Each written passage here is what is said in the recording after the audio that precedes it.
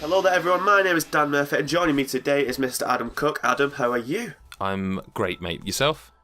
I'm very good, and I know why you're great, Adam, because you've just played a game that you've really enjoyed. You've given it the first 10 out of 10 of 2018 for God is a Geek. You have played Celeste. Yes, what on Switch, no less. Celeste on Switch. Well, that's piqued my interest immediately. As a so new Switch owner.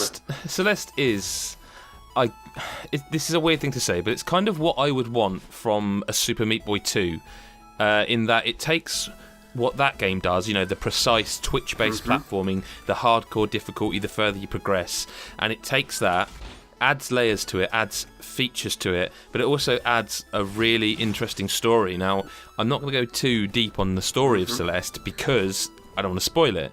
And when you start playing it, or when you watch the footage of this video, you know, the game in this video, you'll look at it and go, that doesn't look like a game that should have a story at all. But it has a story that is not only good, it's about depression and anxiety. And the end of the game, which I'm not going to spoil, so don't panic hitting that stop button, the end of the game left me going away feeling energized, like I am not ready to stop fighting yet. You know what I mean? If anyone's ever suffered from depression or anxiety, there's a chance this game might actually help you come to terms and understand it.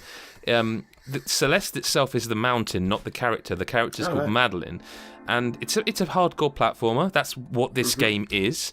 And it just gets more and more difficult. But the thing I really like about this is that, especially playing on Switch, where there's like no trophies or achievements, it's just the game is just the game. You know, in a way that when I grew up, that's all it was. You know, you play the game for the game's sake. And within each level, they're basically puzzle rooms in the way that you have to solve. You have to get through them. You know what I mean? With your reactions and the skills you've got. And there will be like a floating strawberry in some levels that you don't have to get, but they're a collectible to give extra challenge if you want it. You know, it's harder to get the strawberry than to just get through the room, right? It sounds like they've kind of taken maybe the Nintendo model for kind of platforming, where you know, you leave your collectibles for the more. It specifically I think of a Donkey Kong Tropical Freeze, where you get your letters and you unlock harder levels and that sort of stuff for the better players. Kind of, because I think. There's a level that unlocks when you finish the game that if you haven't, I don't know what you need to collect to unlock it, but they even say to you, you're not ready for this yet. You have to go and pay more attention, and it's just like, oh, okay. You know, you can see the end of the story, so to speak. But those strawberries are one thing. There are also B-sides, and that they are each chapter. Because each level is a different chapter. Each chapter has like a hidden cassette tape, and that unlocks the B-side, and the B-side is like the hard version of that level.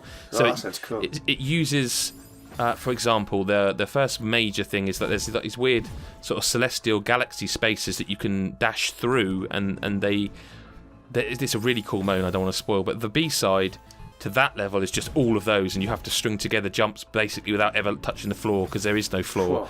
And like that's there if you want it. However, they actually go one further than that, because I think with a game like that, it being hard, it being difficult, is its raison d'etre. Like that's what it's been designed for. It is supposed to be hard, and thematically it works as well, because the game is about overcoming difficulty. You know, it is not an easy thing to beat depression. And do you ever truly beat depression? Do you know what I mean? Do you just accept that it's part of who you are and learn to cope with it? You know what I mean? So on top of that, this is a hard game, as I say. They actually have added a thing called assist mode, where if you are finding the game too difficult and you just want to get through it, assist mode, you can slow the game down, you can make yourself invincible. There's these variables you can change. That is so good, because I was going to ask about this. Well, I was going to ask you, like, because there's a story here, would a player like me who likes platformers, I love platformers, but I'm not, especially when you get to the hardcore levels, I'm not the best at them. Like Super Meat Boy, I've hit my wall, shall we say. I'm not been able to complete that from last time I was playing it. I was going to ask, like, should a player who maybe will hit a wall, maybe won't finish it, should he bother starting if there's a story there, and then he'll just be left frustrated because he won't be able to finish the story? No, you can definitely do that. Gary on the site actually did that. He turned all the assists on and saw the story through. That's you can absolutely do that. And again, but the thing about that, it doesn't affect the score I gave it, but I do think it's incredibly cool for someone to recognise that it's kind of the old thing of Dark Souls. Like, people want there to be tutorials or an easy mode. It being there doesn't affect me in any way, shape or form. I played through Celeste on standard. I didn't use any assists, but allowing it there means other people can, and they can enjoy the story and the world, and it just becomes more accessible, like you say. And I think that's a fantastic thing. And I think it's good because this game has so much heart to it. Like, it's just I knew about this game. I was looking forward to it because of the way it looked, the retro style, the soundtrack. I was looking forward to another game like that. What I wasn't expecting is it to be. I gave it a 10 out of 10, and it was like I had to sit there and go, I need to find, in the pros and cons on the website, we have the pros, and I was like, I have nothing in the cons. Like, the best I could come up with is in handheld mode, the HD rumble is incredibly strong to the point where I felt like I was distracting my wife watching telly. Like, but this is a truly special game.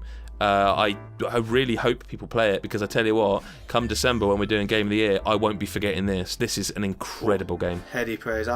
You've convinced me. I want to pick it up and give it a shot. It is hard, but like Super Meat Boy, you will get through it, but you might just find, look, I'm fed up with banging my head against a brick wall. Fine, turn assist mode on. Done. Yeah, I'll absolutely do that. That sounds perfect to me. Cool. But if you want to read Adam's review of Celeste, as I said, the first 10 out of 10 of 2018, go over to godisageek.com and go over to patreon.com/godisageek to just be kind. New year, new you. Be generous. Help someone out. $1 a month goes a long way, and you won't miss it, will you? Thanks a lot. See ya.